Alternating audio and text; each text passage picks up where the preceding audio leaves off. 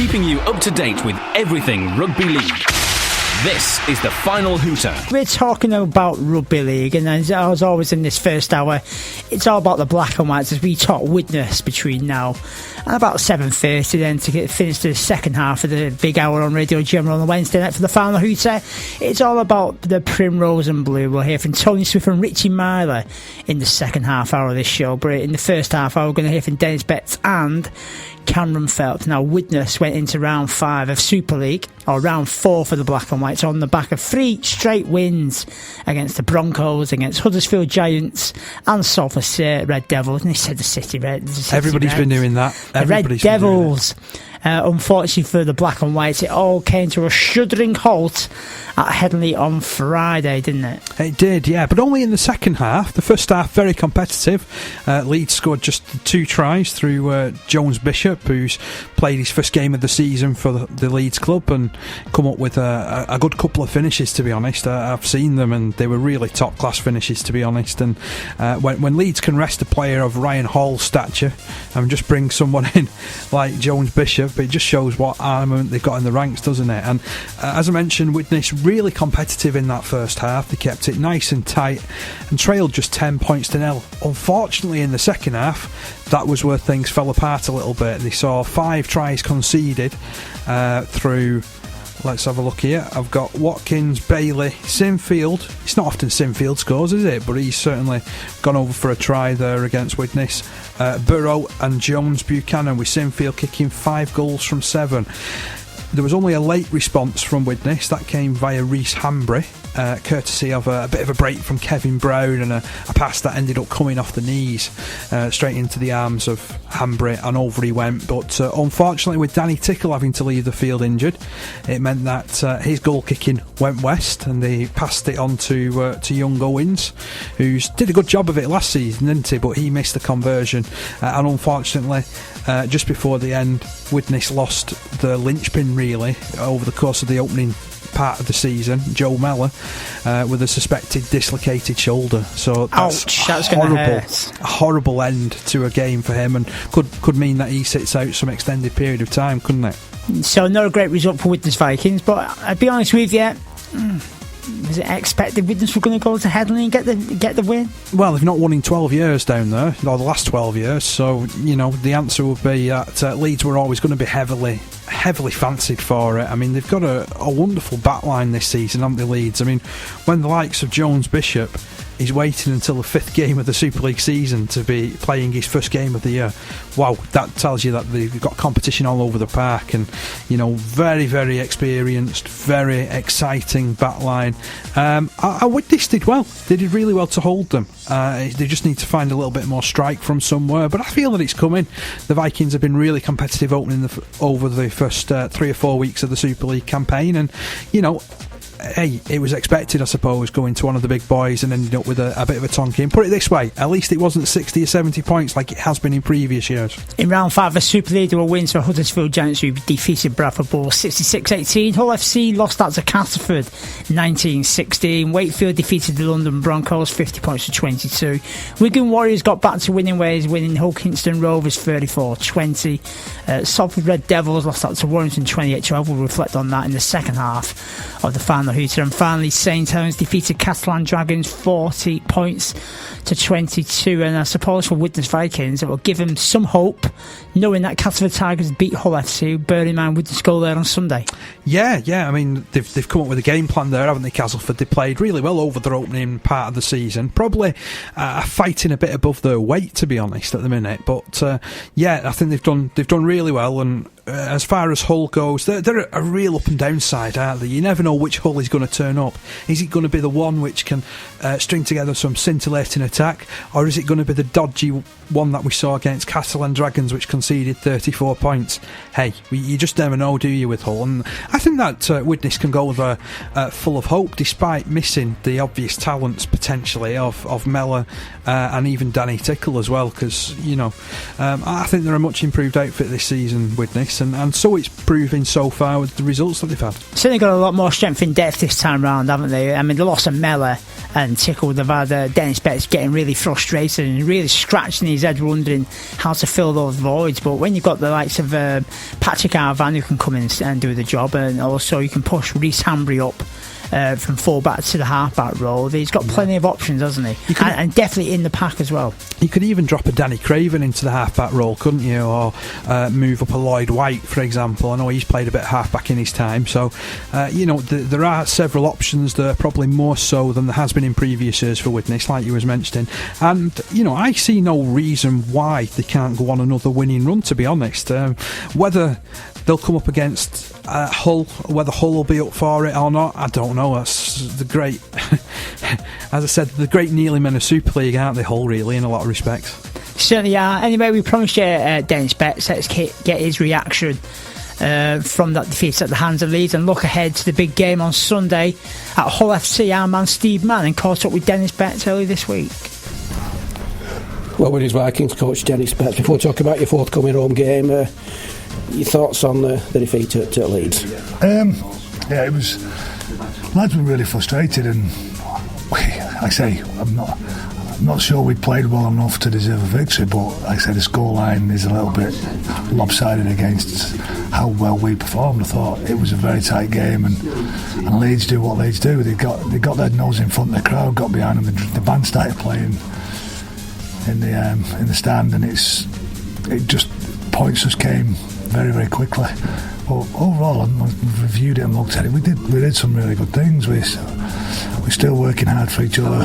We just got a little bit edgy when a couple of chances that we had just didn't go our way, and that's part of our learning curve a little bit. But it's a kick up the pants. Get us back to reality, and like I say, just keep pushing forward. I know that last week, obviously, it was going to be the biggest task that you'd got, but the benchmark is there of how good the players have got to get to succeed. We've been talking about Leeds, the Grand Finalists, Challenge Cup Finalists over the last 4 or 5 years, probably one of the best 3 teams in the competition. And it's the benchmark. It was the benchmark before we went there, never mind the fourth game of the season. So going there expecting us to win is a little bit hard on us, and the fact that this group went there with a real bit of purpose and a good plan and looking at how we could actually get a really good performance in. And the scoreline makes it, if you take away the scoreboard, which is hard to do, I know, to talk about a game of winning and losing, but from my point of view, when we break it down and review it, that we did some really strong performances. We had a couple of errors in us that, when you make an error against a side like Leeds, like Warrington, like St Helens, like Wigan, they score points. And they're the lessons that we've got to learn. But those 2 or 3 errors that we made, individual errors, led them to 10, 12, 24 points. So all of a sudden the scoreboard looks massively against you when you've only had 1 or 2 mistakes in your team. But so what you're saying is, despite defeat, a lot of progress has been made forward for the boys? I think you can see that. I don't think we need to justify the fact going to Leeds and beating Leeds shows us that there's been progress here. Like say, if you'd have given me 8 points from the first 6 points from the first 4 games, then I'd have taken 6 points from the first 4 games. In all honesty, I'd have probably taken 4 points from the first 4 games when you looked at who was playing. So to put us in that situation now where we're actually 6 points from 4 games, we go away to Hull with, like I say, with a real positive attitude on the back of a bit of a kick up the pants, and then we've got another home game here. So our first 4 or 5 rounds, we're looking pretty solid at the moment as a group. And albeit you got beaten, that final word with Reece Hambry going over for a try. It was a consolation try, and it was one of those things that you'd always like to get on the scoreboard, but I don't think so, like I said, another reflection on the game. I think we had opportunities in the first half that if we could have got it, would have settled us a lot better. And the nice thing about it is that when you speak to Leeds players and you speak to the Leeds coaching staff, they know that they've been in a game, and they're the things that we look at. And when I speak to those kind of speak to the peers within the opposition and also in our team, we know that we've been in a very tough game, and we know that we've got to get a lot from that. You've touched on Hull FC this weekend. They'll be smarting from their close loss at Castleford. Yeah, well, they're doing it pretty tough at the moment, like I say, with a few injuries and very, very tight games. They're working hard for each other. But this is another one of those venues where we've been to and we know that it's a tough day out. Mentally, we've got a lot of work to do. And on the back of last year and the year before, and come out with, again, another really strong performance. I think we've moved ourselves on a lot from that first season when we went there. I didn't see the loss coming that came about last year, and I think this year our preparation, our mindset's going to be a lot stronger again. You've touched on their injuries, but you've got a couple of injuries at the very least with Joe Mellor and Danny Tickle. Danny Tickle's all right, really. Yeah, he's a dead leg, but it was just one of those things in the game that's very, very hard to shake off. But he's worked hard and with the physios, and he's looking pretty strong. I think the real blow to us is Joe Mellor. Joe Mellor had an operation on Thursday, not just on his shoulder, but he had a bit of a tough day all round, really. Got a spiral fracture in his finger as well, so he's got an operation on his hand. He'll have a shoulder operation to reconstruct his shoulder. So yeah, we're looking at a minimum of 12 weeks for Joe, which is a massive blow to us, but it's an opportunity that opens up for another couple of players in the side. Tell you one thing though, totally agree with him. It's a tough day out in Hull. I wouldn't recommend going there for a day out. What, not even any of your special carvery places? No, not at all. To be avoided then is Hull FC and Hull generally. Is this what you're saying? Yeah. But unluckily for Joe Mellor, doing it tough, isn't he? Fracture on the finger, shoulder reconstruction. Do my maths very quickly. 12 weeks should take him up to around the Magic Weekend time of the season. Yeah, probably a bit afterwards, to be honest, I'd imagine. I do think, yeah. And Joe's been one of those players who's been the real highlight, to be honest, of Widnes' start to the year. I think he's grown in stature and in presence on the field. He's really been leading that team around, hasn't he? And very, very encouraging performances, and it's a real shame that he's going to be out for an extended period. I was just thinking as well, with regards to what he said about Danny Tickle, though, it's like that old saying, isn't it? Shake a leg, and obviously they couldn't get him to shake it on Sunday because of the injury, or Friday night it was, wasn't it, over at Leeds?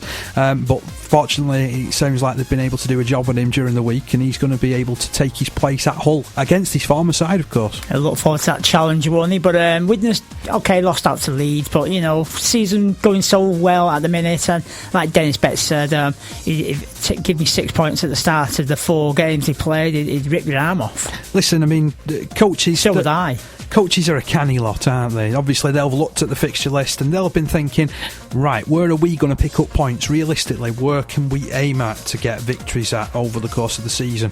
And as he mentioned there, he would have been happy with 4 points from the first 4 games. He's got 6, so he's ahead of schedule. With all due respect, I don't think they would have been betting on defeating Huddersfield Giants, would they? No, that's the bonus, isn't it? And that's a real bonus. And if they can chalk off another couple of those type of victories, which they've every chance of doing, particularly at the Halton Stadium, I do predict that they'll be a lot better than previous years, Widnes. Certainly need to build on the away form, don't they? And I think looking at the game at Hull, it's certainly winnable for them.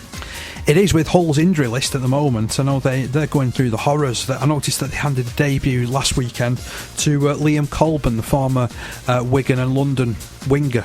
But I think he's more a second row, to be honest, these days. He's never been one of these out-and-out pacey wingers that you see knocking around in Super League from time to time. But he's been brought in on a short-term contract at Hull to try and boost them. And there was even talk of Lee Radford, the coach, coming out of retirement because they've got a few bad batches in their in the forwards. So, when you bear that in mind, you could be up against the coach of the side. Then, yeah, Widnes, if they get amongst them early doors, they could have a real chance. But as Dennis was saying, they've got to be in the right sort of mentality, because they have gone there in previous seasons. They've conceded a couple of tries and then buckled, haven't they?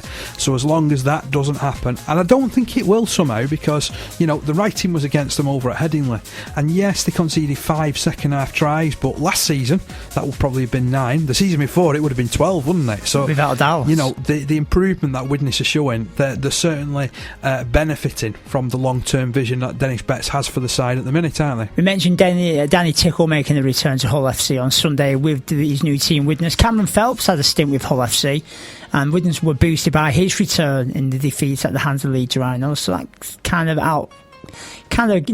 counts as out one injury, doesn't he? And if anyone knows how to play at the KC Stadium, Cameron Phelps is the man, and he caught up with our man Steve Manning.